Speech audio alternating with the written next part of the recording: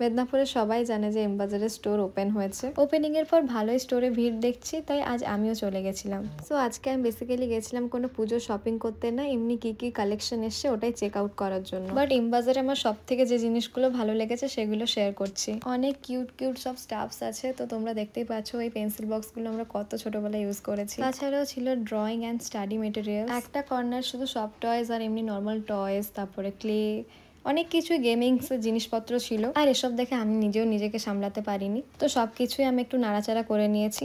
তারপর 2-3 রকমের hand fan ছিল ওখানে। তারপর আমি চলে গেছিলাম বটল সেকশনে। দেন আমার চোখে পড়লো কয়েকটা কিউট টাম্বলার, দেখতেই পাচ্ছ কত কিউট। তারপর এই স্টোরেজ বক্সগুলো দেখে আমার মিনিজোর কথা লিটারালি মনে পড়ে গেছে। মিনিজোর সিমিলার অনেক কিছুই ছিল, যেমন টুথব্রাশ, হেয়ার কোম, অনেক কিছুই আমি দেখতে পেয়েছি। তারপর এখন যে ট্রেন্ডিং ব্রেসলেটগুলো আমরা সবাই দেখছি, পরছি, সেগুলো খুব অ্যাফোর্ডেবল প্রাইসে এখানে পাওয়া যাচ্ছে।